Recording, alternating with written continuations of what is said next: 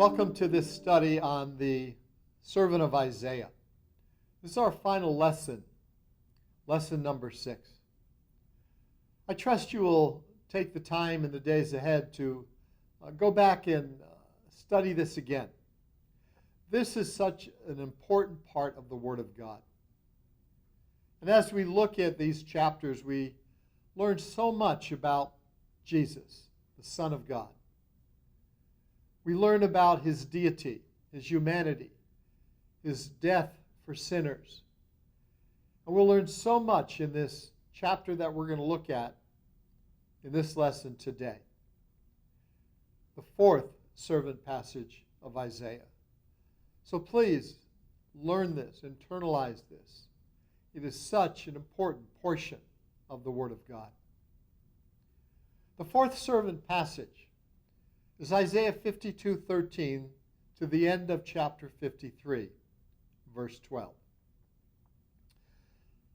Again, I want to remind you, the first two servant passages tell us that the servant will bring spiritual redemption to both Jew and Gentile. That's what he will do. Those are the first two servant passages. What the servant of God will do. The fourth servant passage continues the how of what the servant will do. How will he accomplish this? We know what he will do, but how will he do it? How will he bring it to fruition? The third servant passage introduced us to the physical suffering of the servant of God. But it's more than just physical suffering. It's much greater than physical suffering. It's not just physical suffering, but spiritual suffering that brings redemption to Jew and Gentile. What we're going to see in this upcoming passage is crucifixion. The crucifixion, the death of the Messiah. Historically, many people have suffered through crucifixion. They did not bring redemption to the world. See, it's not the physical suffering. It's the spiritual suffering. When the wrath of God was poured upon the Messiah, the Son of God, for us, in order to get redemption for Jew and Gentile. In Isaiah 52, verse 13, it starts out this way. Behold, my servant. This first servant passage started out the same way. Behold, my servant. As we conclude with the servant passages, there's 4 of them. It starts out the same way as the first one. Behold, my servant. That's the crux of the issue. That's the focus of what we're talking about. The servant of God. Behold, my servant shall deal prudently. He shall be exalted and extolled and be very high. Now, one of the things that we should recognize in this verse here is that the servant is an individual. He shall be exalted. He shall be extolled. He shall be made very high. This negates it being the nation of Israel. If it was the nation of Israel, it would either be we or they. No, the servant here is the Messiah, Jehovah the Son, as we've established before, but Jehovah the Son, the Redeemer who took on flesh. That's the third servant passage. He had a face, he had cheeks, he had hair, he had a back. He is an individual, and ultimately God will exalt him and extol him. Verse 14. As many were astonished at thee, his visage was so marred more than any man, his form more than the sons of men. The servant is a man whose visage, that means his form, it was marred, his body. It's important to recognize that the servant's visage or form was marred more than any man. Now, the use of his with sons of men establishes that the servant is a man, not the nation of Israel again. So in the second verse of the final servant passage, again, it very clearly establishes that the servant is an individual. He's a man. His form more than the sons of men. Individual versus plural. Verse 15. So shall he sprinkle many nations. The kings shall shut their mouths at him. For that which had not been told them shall they see, and that which they had not heard shall they consider. Nations and kings, the Gentiles. See, God's plan actually all the way back to the Abrahamic covenant. Genesis 12:3, all families of the earth will be blessed through Abraham and his descendants. This is the par excellence descendant of Israel, the Messiah, Jesus. And Jews and Gentiles, nations, would come to him and know him. Sprinkle itself is a technical word found in the Mosaic Law for sprinkling blood or oil or water. The purpose of the sprinkling was to obtain ritual purity, and the priest who did the sprinkling had to be pure. So here we have in verse 15, he shall sprinkle, make pure many nations.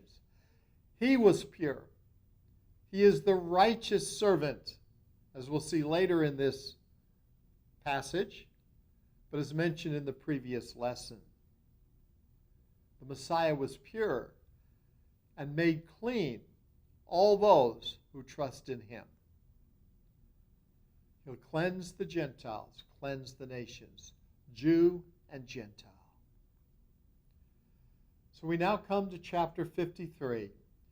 And there are 12 verses. We're just going to do a summary. In verse 3, he, the servant, is despised and rejected of men. Here's what it says. He is despised and rejected of men, a man of sorrows and acquainted with grief. We hid, as it were, our faces from him. He was despised, and we esteemed him not. Again, we have a course and lessons on Isaiah 53. You'll get the whole chapter in great detail. What we need to see here is that the servant is despised and rejected of men, but it's an individual. He, not the nation, he, the servant, is rejected of men, the nation of Israel. In verse 5, he, again an individual, was wounded for our transgressions. Here's what the verse says in its entirety, verse 5. But he was wounded for our transgressions. He was bruised for our iniquities. The chastisement of our peace was upon him. With his stripes we are healed.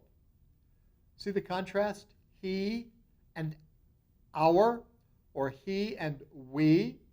He is the servant, but he, the servant, the Messiah, Jehovah the Son, the Redeemer, was wounded for our, the Jewish people, transgressions. He was bruised for our, he is the servant, our is Israel, iniquities. The chastisement of our, Israel's peace, was upon him. Speaking of the servant, with his, the servant, the Messiah's stripes, we, the people of Israel, are healed. Now, this is also true for the Gentiles, but in context, he's speaking to the nation of Israel. Verse 6, the Lord hath laid on him the iniquity of us all. All we like sheep have gone astray. We have turned every one to his own way. The Lord hath laid on him the iniquity of us all.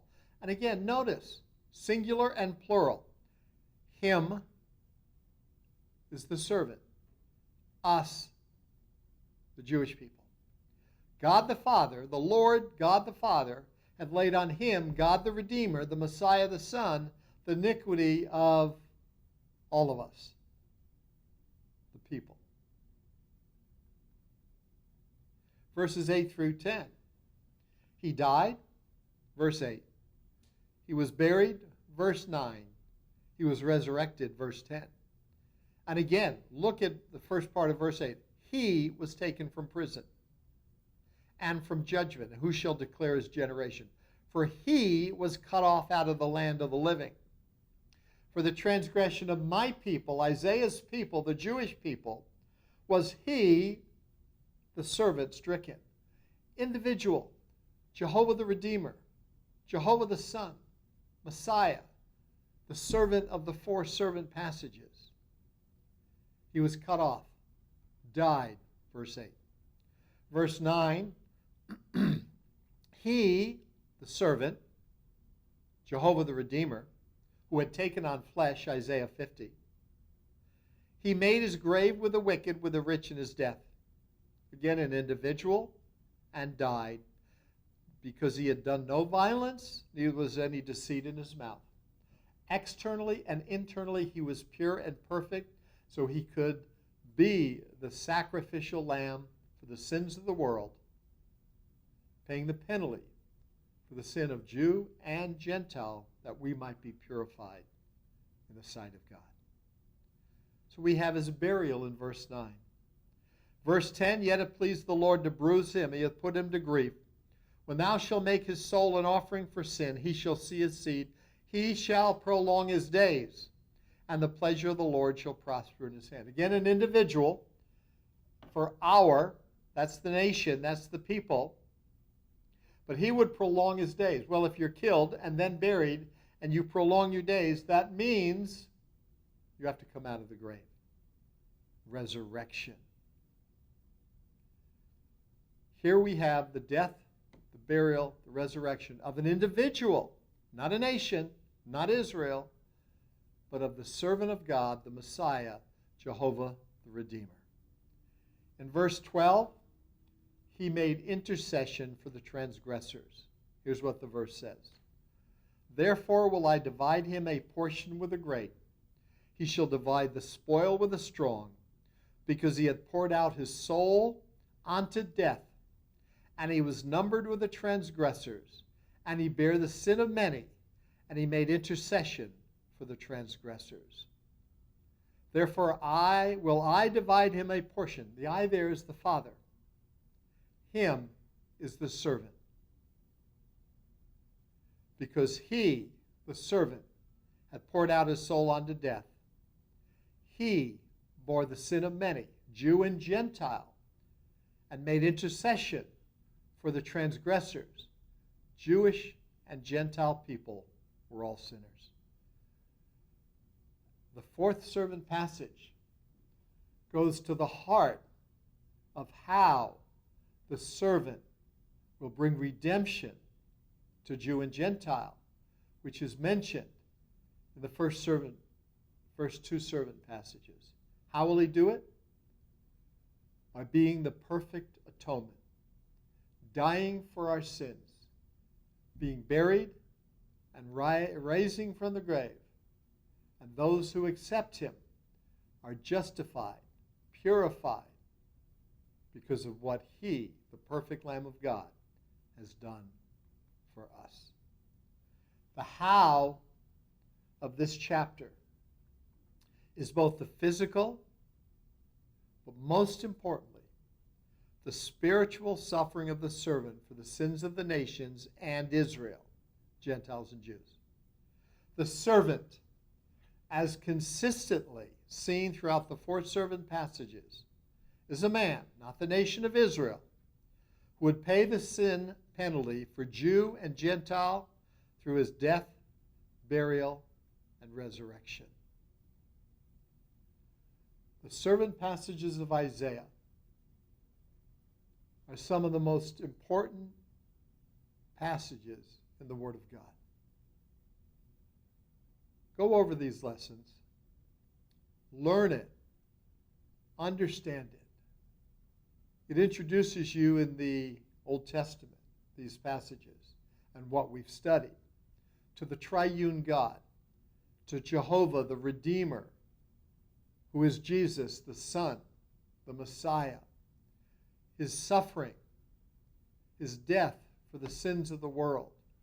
There is so much in these chapters, these 4 servant chapters of Isaiah, found in chapter 42, 49, 50, and 53.